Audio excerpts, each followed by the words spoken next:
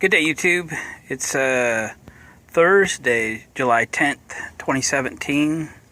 This is part 2 of a Honda EU1000I inverter generator fix-up. I bought this yesterday after work off of Craigslist. Did a video on it yesterday and posted it. It's a well-used EU1000. I paid $250 for it.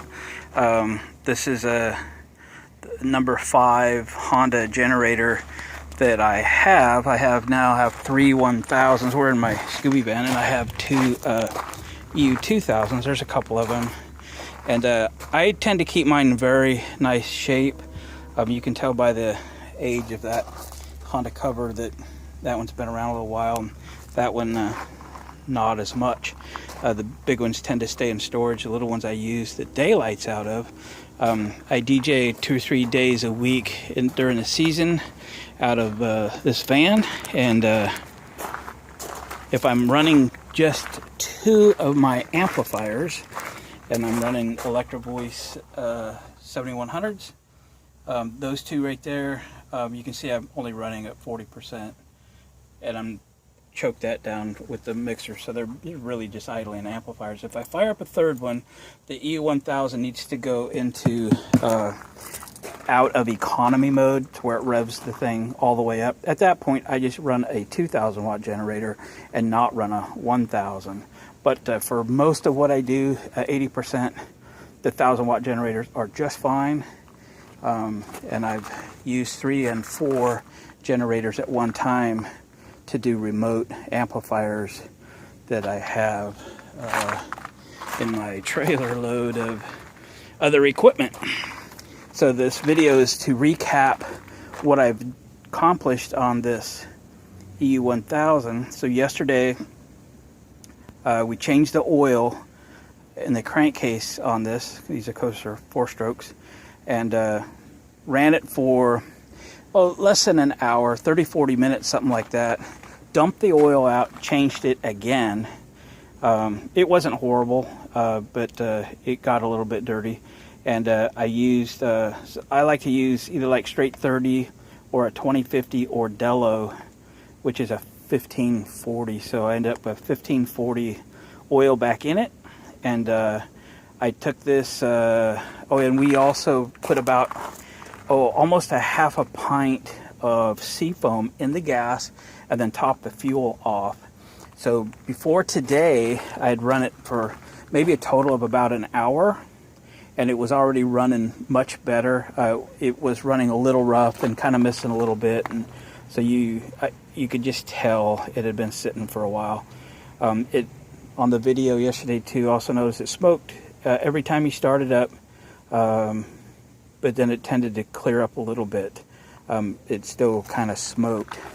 Hard to tell exactly right now what is smoke and what is Seafoam, because Seafoam has oil in it, and it's got to smoke to get rid of it. So the other thing I did yesterday was flood the carburetor while it was running. So I turned this thing off of economy mode so that it revved the engine all the way up, and I used a syringe. I sucked up Seafoam in the syringe and injected it straight into the carburetor. So just opened up the air cleaner, take the filter out, and squirted it right in there until it kind of choked on it, and it would cough and spit and so forth, and kind of burn that up. And then the last thing I did was threw enough in there to kill it. So they call that fogging the engine.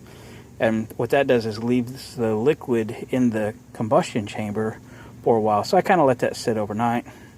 I came back this morning before work and fired it up and ran it for a little while. And it smoked again for a while and then kind of cleared up.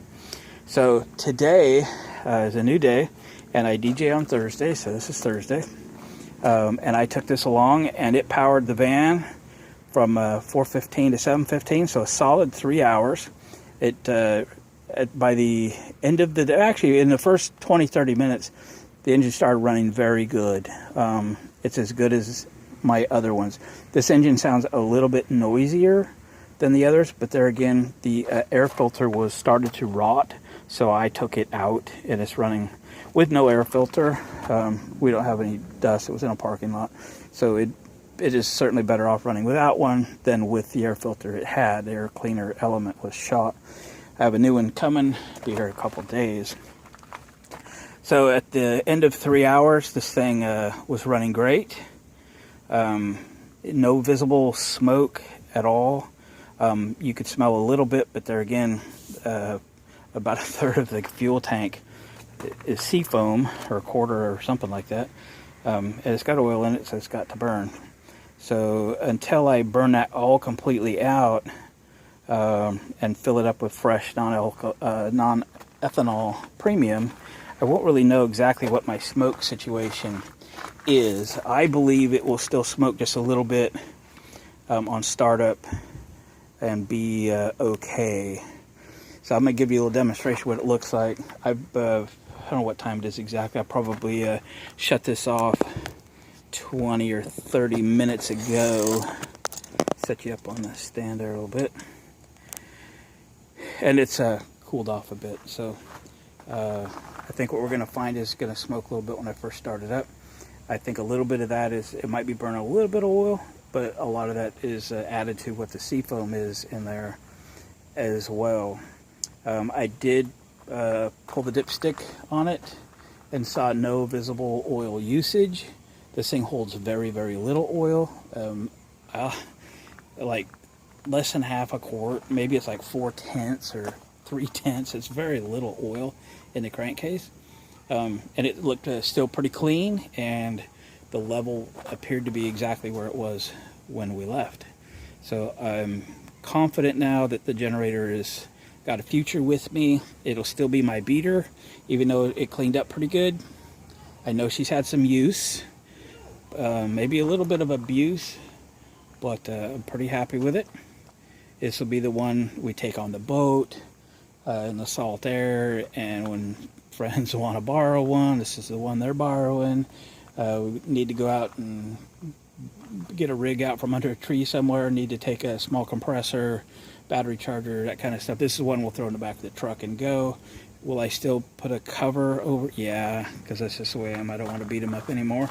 We'll keep it nice. Let's start it up and see what she does. A little bit warm still. Certainly not going to need a choke.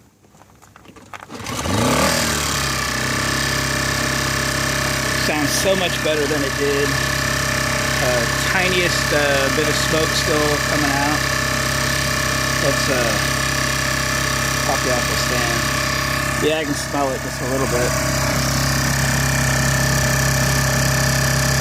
Maybe you can just make out a little bit on camera. And that's it.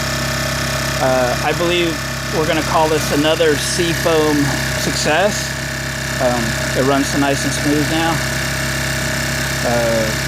It didn't correct years and years of use and abuse. We didn't expect it to. But I've got a very usable machine. Worth the $250 I paid for it. In my opinion, if nothing else, I'll keep the new machines that I paid retail price for in better condition, because I'll just simply use this one till it dies, till I wear it out, if that's possible. Okay, folks, thanks for everything, commenting, subscribing, hanging out with me on all these silly little purchases, these little fix-up projects and so forth. We'll catch you on the next one.